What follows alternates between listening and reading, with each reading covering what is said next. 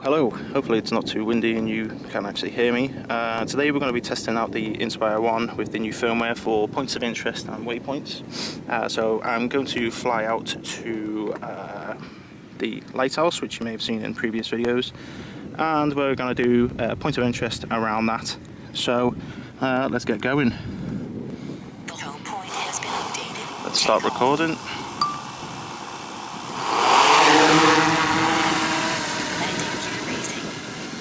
Going up. So it is quite dark, although it looks quite light on the iPad. That's just the exposure I've got the camera set to. So let's head out.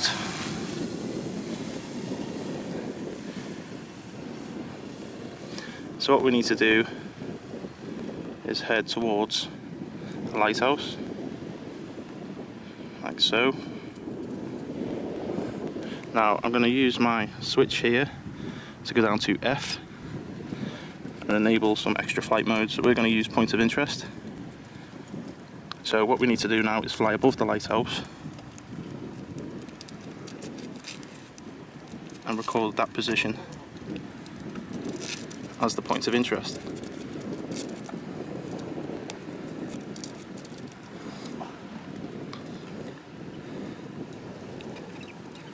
Oh, gone over a bit too far.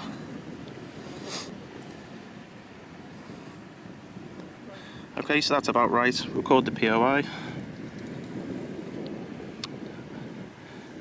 Radius, let's start heading out away from where I was. That looks good. Just point the camera up a bit more. So 40 meters at an altitude of 35. And we'll start rotating clockwise. Sorry, anti-clockwise at 5.9. Press apply, return to home height, yep, I'm happy with 50, and apply. So the machine is now yawing round on itself, keeping the lighthouse in shot. Let's see if we can actually capture it on the camera. Excuse my sniffling.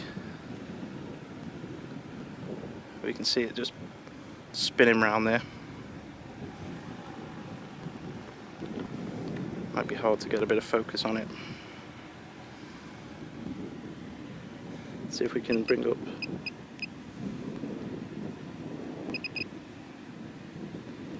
It's quite dark now, so it's hard to get a decent picture out of it, but I've got no stick inputs at all on this. And we're pirouetting around the lighthouse.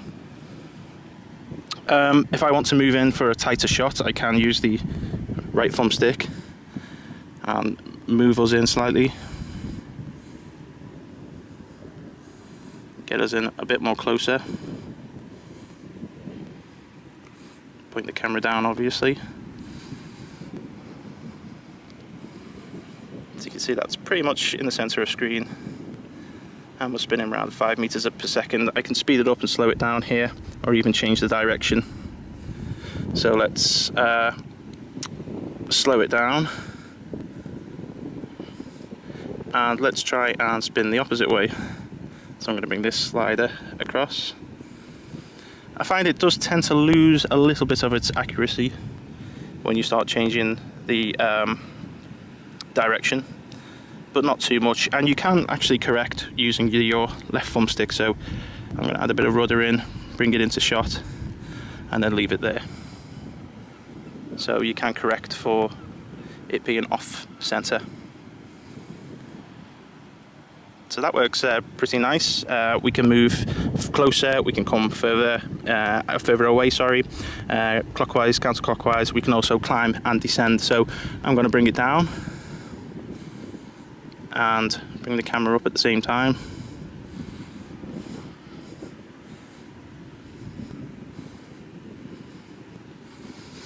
So we're now roughly at the height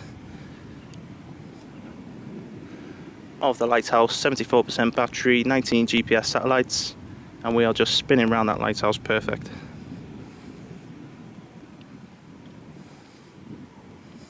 Slight bit of break up when I went behind, as you would expect.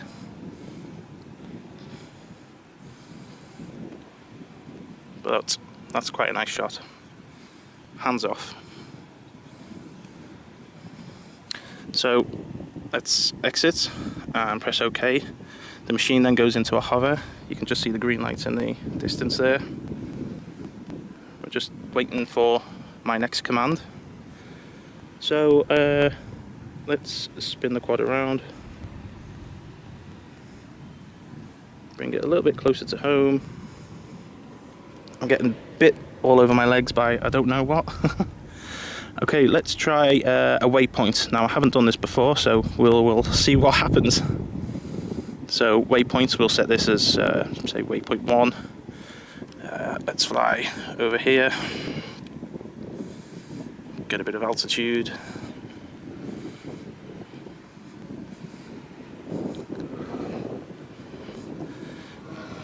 Stop here, another waypoint.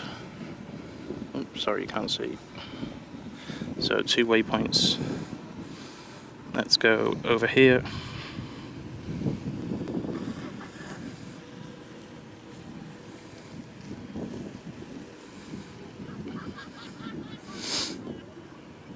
Stop here, press record C1 again for another waypoint. So we've selected a 3rd waypoint. And maybe across the lake.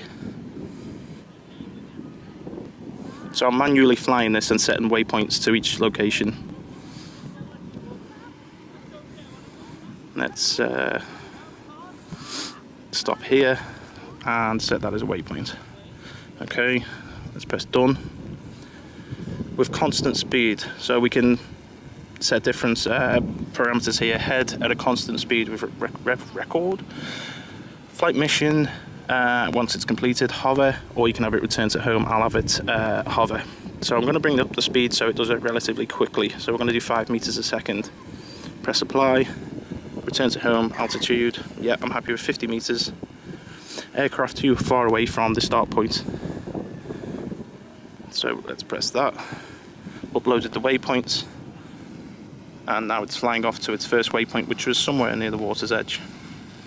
Let's see if we can see it up there. It's a bit blurry.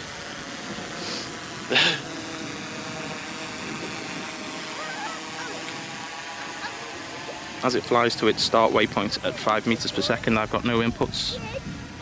It's doing it all on its own, as you can see.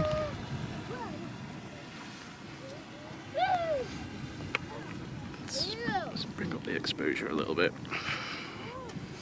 So we're just reaching the first waypoint now.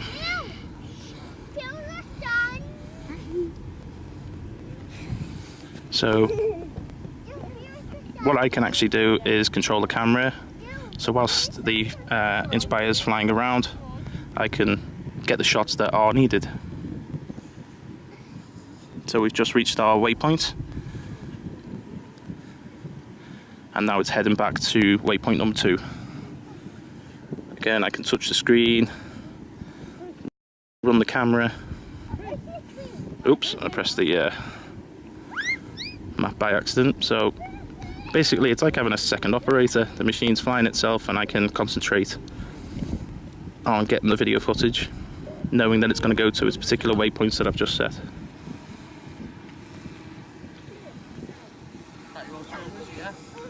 Yeah. So we hit waypoint 2 and we're heading to waypoint 3. Which was over here. Yeah, it's flying itself at the minute, mate. I'm just doing the camera work. Jesus Christ, man, my dad's only got a shitty one. Yeah. No camera. So it should come across and fly down here now. No, not for good. As to say, you can do it on laptop. Yeah, he's doing it on laptop now. Go like 5 miles out, can't you? You can only go a certain height, can't you? The 400 feet, you can't really go above that. That's fantastic. I'm just going to jump in with some voiceover now, guys, because as you saw, I started to get some attention and people started to walk up to me. But as you saw from the video, it was a full as it happened demonstration, and the Inspire worked perfect. We had it pirouetting around the lighthouse perfectly using the point of interest feature. Now here's an image of me trying to do a point of interest shot manually, and as you can see it's just not as smooth as the actual machine can do itself. And here's a sped up version of the shot that I was just doing. As you can see, it's not 100% perfect, but it's pretty good. If you want a bit more of a dynamic shot, you can easily add a Ken Burns effect. So what this basically does is set you a start point and an end point where you can zoom in and out to, or zoom out and into. So on this particular shot I was zoomed in, and as I come down it zooms out. It just adds a bit more of a dynamic look to the actual video itself. So here's another two examples of the Ken Burns effect. First of all zooming in, and on the second clip zooming out.